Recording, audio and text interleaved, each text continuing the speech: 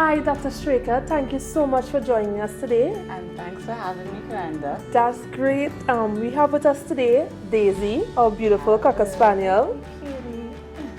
So, Dr. Straker, today we would like to have you tell us what are some of the things that we can do to keep our pets safe when there's a flood or a storm, because our little fur babies, we know that they can get so scared. So generally for owners, I recommend always preparing a safe haven at home.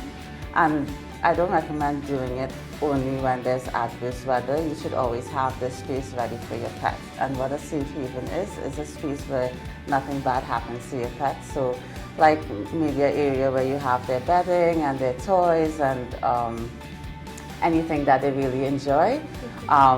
You can move it to a space where they like to be, and usually it's a nice covered area. I don't know if you realize most dogs like to be under something.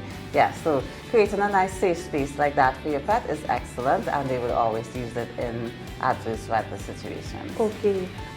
In regards to supplies, what do you think that we should always stock up on at home for our pets? So for your pets, especially during adverse weather, you want to make sure you have a good supply of water and food for yourself and your pets in the event you cannot go out. You also want to make sure you have a first aid kit for yourself and your pet as well. So in your first aid kit, you would have things like antiseptic solutions such as salve, things like Negacent powder so you can keep away flies if there's any wounds or anything. And just basic medications that your pet may require on a daily basis until you can get to your veterinarian.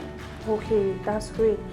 Sometimes during these adverse weather, we may lose our pet, or your dog is an outside dog, may get out of their kennel because they're frightened and they act so anxious and they may run away.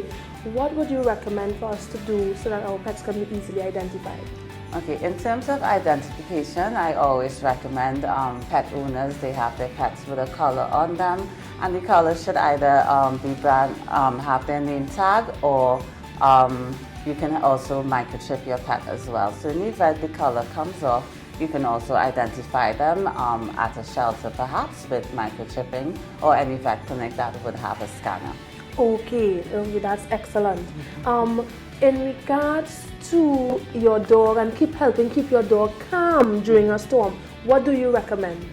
Yes, lots of pets do get really anxious with adverse weather, with all the noise, whether it's thunder or even with fireworks, for example. And for those pets, I definitely recommend, for the really anxious ones, speak to your veterinarian about sedatives or anti-anxiety medications. And there are also some calming supplements available over the counter at pet stores. Okay, thank you so much.